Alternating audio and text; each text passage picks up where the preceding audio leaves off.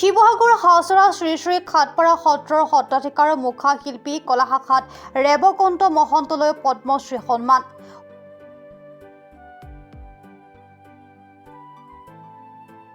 সৰুৰে পৰাই মুখা শিল্প সত্ৰীয়া সংস্কৃতিৰ নীৰৱ সাধনাত ব্যস্ত হৈ পৰা ৰেৱকন্ত মহন্তই 2008 চনত ৰাষ্ট্ৰীয় শিল্পগুৰু, 2015 চনত সংগীত নাটক অকাডেমী, 2019 চনত বিষ্ণুৰাভা বঁটা লাভ কৰিবলৈ সক্ষম হৈছিল।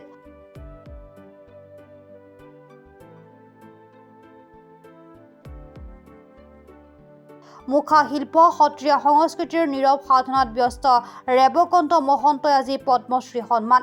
90 বছৰ বয়সতো মুখা শিল্প সত্ৰীয়া সংস্কৃতিৰ নীৰৱ সাধনাত ব্যস্ত ৰেৱকন্ত মহন্ত।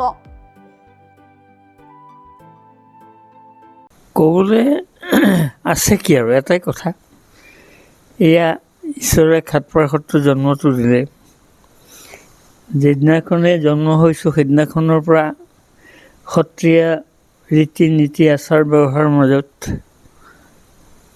আমি ডাঙৰ হৈছোঁ আৰু ইয়াৰ পৰাই গৈ শিৱসাগৰ চৰকাৰী হাইস্কুলত পঢ়িছোঁ আৰু জয়সাগৰত পিতা পুত্ৰ, পিতাক প্ৰিন্সিপাল, পুতেক ভাইচ প্ৰিন্সিপাল পৰাগ চলিহা, পদ্মনাভ চলিহাদেৱৰ লগতে সেইখিনি সময়ত কলেজত মানে 2 বছৰমান পঢ়িলোঁ।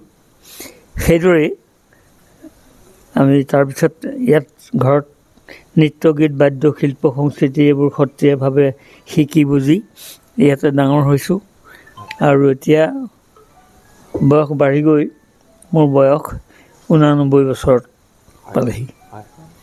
যিহেতু আপুনি 2008 চনত ৰাষ্ট্ৰীয় শিল্পগুৰু বঁটা লাভ কৰিবলৈ সক্ষম হৈছিলে আৰু 2015 চনত সংগীত নাটক অকাডেমী বঁটা আপুনি লাভ কৰিবলৈ সক্ষম হৈছিলে আৰু আজি আপুনি পদ্মশ্ৰী সন্মান লাভ কৰিছে। হয়, কি ক'ব? 3টাকৈ বঁটা আচলতে সন্মান লাভ কৰিবলৈ সক্ষম হৈছে, আপুনি কি ক'ব এই সন্দৰ্ভত?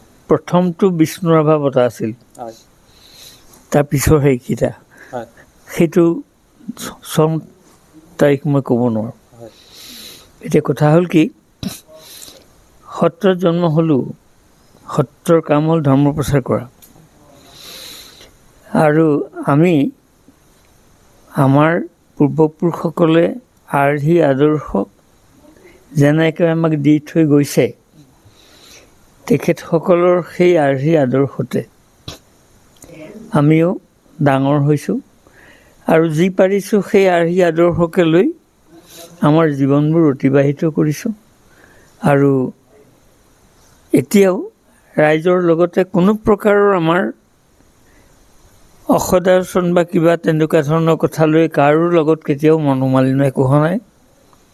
সকলো মানুহৰ লগত মিলিজুলি আমি এনেকৈ জীৱন যাপন কৰিছোঁ আৰু এতিয়াও বৰ্তমান আমাক সত্ৰাধিকাৰ বুলি ৰাইজে দায়িত্বটো দিছে আৰু যি পাৰিছোঁ সত্ৰৰ নৃত্য গীত বাদ্য শিল্প নাম গুণ পাঠ প্ৰসংগ আদি এইসকলৰ মাজত থাকি আমি আমাৰ সত্ৰখন পৰম্পৰাটো ৰক্ষা কৰি আমি সেৱা ধৰি আছোঁ। আজি যে আপুনি যিটো পদ্মশ্ৰী সন্মান লাভ কৰিবলৈ সক্ষম হৈছে, এই ক্ষেত্ৰত আপুনি বিশেষকৈ কাক ধন্যবাদ দিব? আপুনি এই ক্ষেত্ৰত ব্যক্তিগতভাৱে ধন্যবাদ দিবলৈ আমাৰ কোনো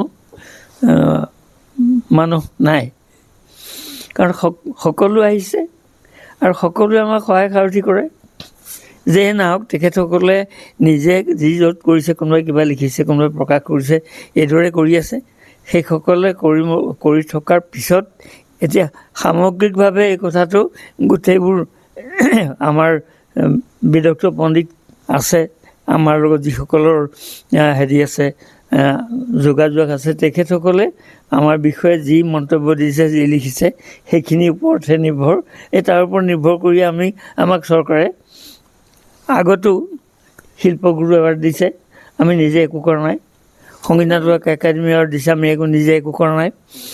এতিয়াও এইটো বঁটা দিওঁতেও আমি নিজে একো কৰা নাই, ৰাইজে কৰি আছে যি আমাৰ হৈ, আৰু আমি ৰাইজৰ ওচৰতে সদায় মানে কৃতজ্ঞ।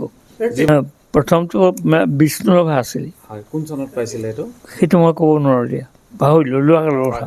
2008 চনত আপুনি যেতিয়া শিল্পগুৰু হৈছিলে, তেতিয়া আপুনি দেখিছোঁ যে আপোনাৰ তেতিয়াৰ পৰা ইয়ালৈ যথেষ্টখিনি ৰাইজৰ সোঁত বয় আৰু কলেজীয়া ল'ৰা ছোৱালীয়ে ইয়ালৈ আপোনাৰ ইয়াৰ পৰা কিবা এটা শিকিবলৈ আহে হয় তো এতিয়াতো আপোনাৰ দায়িত্ব আৰু বাঢ়িলে বাহিৰ তেতিয়াৰ পৰা আমি দেখিছোঁ এতিয়া আপোনাৰ ভৱিষ্যত পৰিকল্পনা কি কৰিব ইয়াৰ পিছত ভৱিষ্যত পৰিকল্পনা বুলি কওঁতে যিখিনি কৰি আমাৰ দেশখন ধৰ্মটো আৰু আমাৰ জাতিটো এই তিনিটা বস্তু সমন্বিত কৰি কেনেকৈ আমি ৰাখিব পাৰোঁ তাৰ চিন্তাত আমাৰ এই সৰু মগজুৰ শক্তিৰে যি পাৰিছোঁ ৰাইজৰ মাজত মিলিজুলি থাকি কামখিনি যি পাৰোঁ কৰি আহিছোঁ সিমানেই নাজিৰাৰ পৰা জুলফিকাৰ আলীৰ ৰিপৰ্ট প্ৰাত টাইম ডিজিটেল